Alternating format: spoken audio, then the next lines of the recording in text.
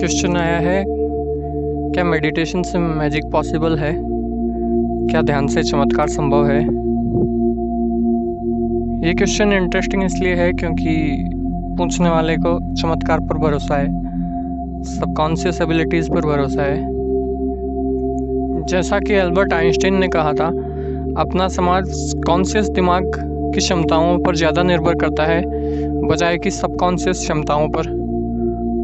Conscious दिमाग की क्षमताओं को एल्बर्ट आइंस्टाइन कहते हैं केवल एक नौकर है, लेकिन समाज ने इसे राजा का दर्जा दे रखा है, और जो सही में राजा है सबकॉन्शियस, उसको ये समाज नौकर की तरह ट्रीट करता है।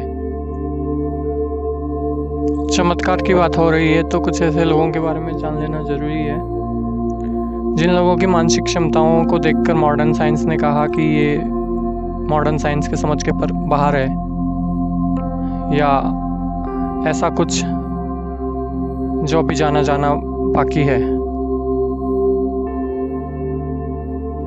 इस विषय में जो पहला नाम मेरे दिमाग में आता है वो है वॉल्फ मैसिन।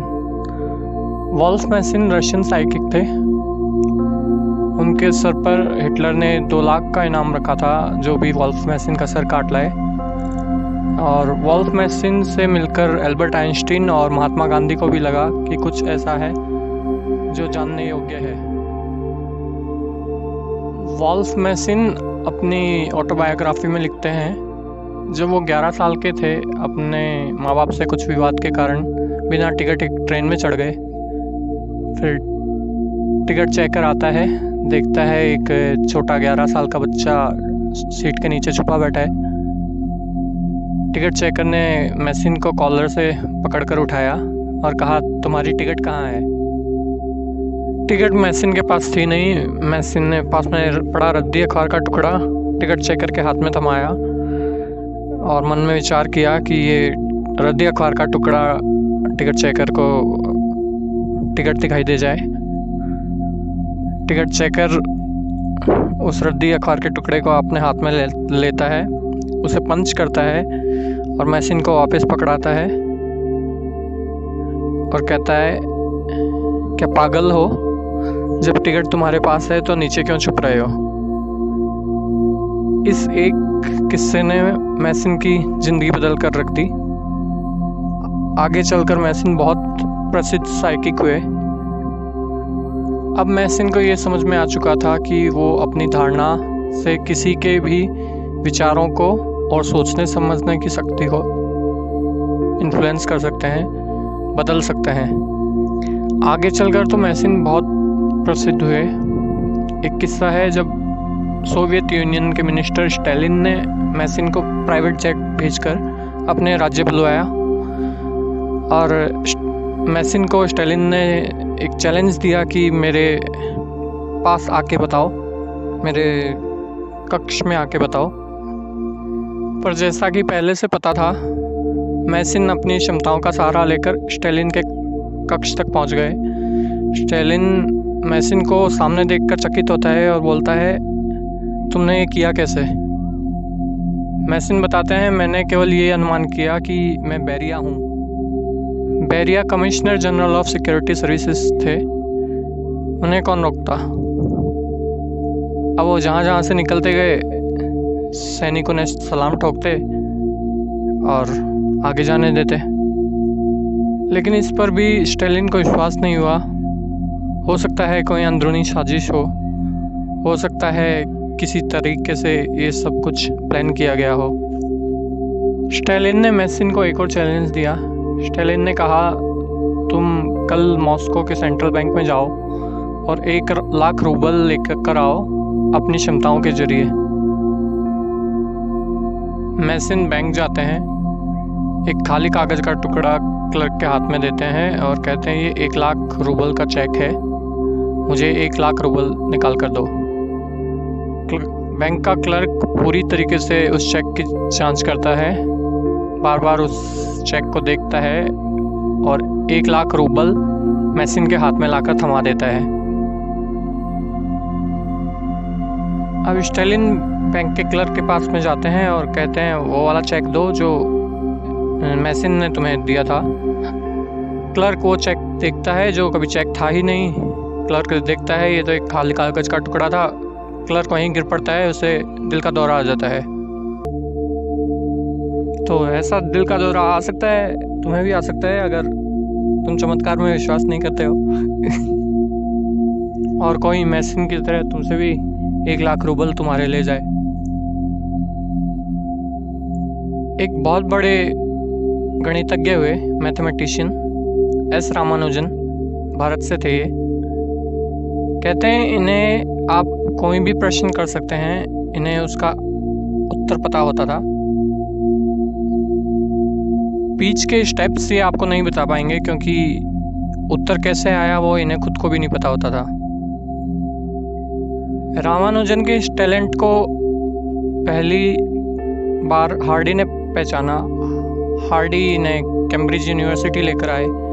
रामानुजन ने कई ऐसी थ्योरम्स दी जो आज तक भी सॉल्व नहीं हो पाई है, लेकिन क्योंकि रामानुजन कह गए थे इसलिए रामानुजन की मृत्यु के बाद भी हार्डी ने रामानुजन का काम आगे बढ़ाया और रामानुजन की कई बातों को प्रमाणित करने के लिए काम किया। रामानुजन संसार के सबसे प्रतिभाशाली गणितज्ञों में से एक रहे। उनका कार्य और उनके गणित समझने की शक्ति, ये उन्हें कहाँ से मिलती थी ये मॉडर्न साइंस के लिए आज भी रहस्य है और हमेशा रहेगा अगर आप केवल कॉन्शियस माइंड की सीमाओं तक ही सीमित रहते हैं। ऑटोबायोग्राफी ऑफ अ योगी में स्वामी प्रणवानंद जी का विवरण मिलता है। प्रणवानंद जी ने अपने 2 शरीर बना रखे थे कि ठीक ऐसा ही है जैसे एक मोबाइल में तुम 2 व्हाट्सएप चला लेते हो, एक तुम्हारी चेतना और उसके 2 शरीर। पर ये सब समझने के लिए तुम्हें कॉन्शियस से सबकॉन्शियस की तरफ मुड़ना पड़ेगा। जैसा कि अल्बर्ट आइंस्टाइन ने कहा, तुम उस 10% दिमाग तक सीमित नहीं रह सकते, तुम्हें मुड़ना पड़ेगा उस 90% पर जो कि अभी भी अवचेतन में पड़ा है। अब अगर वापस आते हैं तुम्हारे प्रश्न की ओर, क्या ध्यान से चमत्कार संभव है? तो मैं कहूँगा चमत्कार ध्यान से ही संभव है और चमत्कार कुछ है भी नहीं, केवल तुम्हारी क्षमताएं हैं जो कि अभी क्योंकि तुम नहीं जानते हो इसलिए तुम उन्हें चमत्कार कहते हो। जब तुम जान लोगे कि तुम क्या हो, अभी तुम यह जानते हो कि तुम एक शरीर हो, तुम्हें चेतना या कॉन्शियसनेस के बारे में अभी कोई भी अनुमान नहीं है। तो जब तुम यह जानते हो कि तुम शरीर नहीं बल्कि चेतना हो, प्योर कॉन्शियसनेस हो, तब कोई भी चीज़ें तुम्हारे लिए चमत्कार नहीं रह जाती। हाँ, लेकिन ये बात है कि जैसे एक बच्चे को चलना सीखना पड़ता है जबकि उसके पैर हैं, फिर भी उसे चलना सीखना पड़ेगा। उसकी जुबान है लेकिन उसे बोलना सीखना पड़ेगा। उसके आँखें हैं लेकिन उसे देखना सीखना पड़ेगा।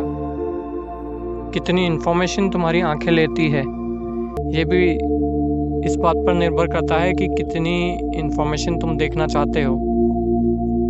क्या कभी तुमने गौर किया कि कई बार तुम अपने ऑफिस तक ऐसे ही पहुंच जाते हो जबकि तुम्हारे दिमाग में कुछ और चल रहा होता है। अब तुम्हें कोई पूछे कि रास्ते पर तुमने क्या क्या देखा, तुम कहोगे कुछ भी याद नहीं क्योंकि कुछ देखा ही नहीं। तो ठीक ऐसे ही चेतना काम करती है। तुम्हें इसका कितना उपयोग करना है उस पर निर्भर करता है कि तुम कितना इसका उपयोग कर पाते हो। चमत्कार करना इतना महत्वपूर्ण नहीं है। महत्वपूर्ण ये है कि तुम ये समझ लो कि तुम ये शरीर नहीं बल्कि चेतना हो, प्योर कॉन्शियसनेस हो। स्वामी विवेकानंद इस विषय में कहते हैं कि ये ब्रह्मांड की सारी शक्तियाँ पहले से तुम्हारी है। वो तुम ही हो जो अपने आँखों पर हाथ रख लेते हो और रोते हो कि अंधेरा है। तो चमत्कार के बारे में जानना ज़्यादा महत्वपूर्ण नहीं है। महत्वपूर्ण ये है कि तुम खुद को जान लो, और जब तुम ये जान लेते हो कि तुम क्या हो, तब इस शरीर के अहंकार की पूर्ति के लिए तुम्हें चमत्कार करने की ज़रूरत नहीं बचती। एक साधु हुए, जो लगभग 20 साल की तपस्या के बाद ये सिद्धि प्राप्त कर पाए कि वो पानी पर चल सकते थे। तो किसी ने उनसे पूछा कि महाराज क्या आप पानी पर चल सकते हैं? महाराज अहंकार में कहते हैं हाँ बिल्कुल चल सकता हूँ। तो पूछने वाला था तुम्हारे जैसा कोई समझदार, उसने कहा महाराज 5 रुपए लगते हैं ये नदी पार करने के, आपने 5 रुपए के लिए 20 साल बर्बाद कर दिए। महाराज को भी झटका लगा, लेकिन महाराज भी अपने बीवी बच्चे छोड़कर आए थे। अब बीवी बच्चों को ये दिखाना भी था कि वो किस तरह से सुपीरियर हैं, किस तरह से वो ज्ञानी हैं, और समाज को भी ये दिखाना था। जैसे आपने देखा होगा सर्कस में बंदर नाचता है, सब लोग देखते हैं, तो महाराज को भी दिखाना था कि वो हैं कुछ, नाचेंगे तो तालियां मिलेगी। मैं तुमसे कहता हूँ चमत्कार के पीछे मत भागो, ये जानने के पीछे जाओ कि तुम क्या हो। जब तुम ये जानने के पीछे जाओगे तो तुम जान पाओगे कि सारे चमत्कार व्यर्थ हैं। जो भी जानने योग्य है वो बस यही है कि तुम क्या हो। क्योंकि अगर तुम चमत्कार के पीछे जाते हो, 20 साल 30 साल एक सिद्धि के पीछे लग जाते हैं, और ज्ञान मार्ग पर चलते हो ये जानने के लिए कि तुम क्या हो, उसमें भी लगभग इतना ही समय लगता है। फिर निर्भर करता है कि तुम अपना अहंकार तोड़ पाते हो नहीं तोड़ पाते हो। अहंकार ही है जो तुम्हें इस शरीर से बांधे हुए है। तो तुम ज्ञान मार्ग पर दोनों तरीके से जा सकते हो, या तो अहंकार कम करते चले जाओ तो ये बोध होने लगेगा कि तुम क्या हो, या ये जानने लग जाओ कि तुम क्या हो तो अहंकार गिरने लगेगा। एक और प्रश्न आया था कि मुझे स्पिरिचुअलिटी में, अध्यात्म में रुचि कैसे आई, तो उसका उत्तर नेक्स्ट वीडियो में जानेंगे। लेकिन मैं कुछ चीज़ें क्लियर करना चाहता हूँ। ये वीडियोस इस तरह से नहीं बनाए जा रहे हैं जैसे मैं कोई गुरु हूँ और तुम कोई शिष्य हो, या मैं कोई बहुत बड़ा गुरु हूँ और कुछ सिखाने की ट्राई कर रहा हूँ।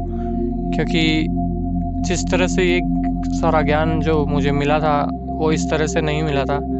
वो इनफाइनाइट इंटेलिजेंस या परमात्मा कह तो वहाँ से इस तरह से ही मिला था कि जैसे आप किसी फ्रेंड से लंच बॉक्स शेयर करते हो, बस कुछ शेयर कर लेते हो बिना कोई एक्सपेक्टेशंस। तो परमात्मा की भी इसमें कोई ऐसी खास ऐसी जल्दीबाजी नहीं रही कि मैं कितनी स्पीड से इस पर चल रहा हूँ। और मेरे हिसाब से यह कह देना कि मैंने जान लिया है यही सबसे बड़ा अहंकार है। तो ऐसा कुछ नहीं है कि मैंने सब कुछ जान लिया है और मैं इसका पूरी ज़िंदगी भर स्पिरिचुअल स्टूडेंट रहूँगा। बस ये है कि कुछ चीज़ें मैंने जानी हैं जो मैं आपसे शेयर कर रहा हूँ, कुछ चीज़ें जो मुझे खुश रखती है, कुछ ऐसे सवाल जिनका जवाब खोजने में शायद आपको समय लगता है या आप उलझन में रहते हैं। तो ऐसे सवाल आप मुझसे पूछ सकते हैं मेरे इंस्टाग्राम अमित ह्यूमन पर मुझे डीएम करके। लेकिन आपके क्वेश्चंस रिलेटेड टू स्पिरिचुअलिटी और रिलेटेड टू हैप्पीनेस या मेंटल स्ट्रेंथ, मेंटल स्टेट, इन सभी को लेकर होने चाहिए। अंत में आप सभी के अंदर बैठे परमात्मा के अंश को मेरा प्रणाम। Be aware, be happy.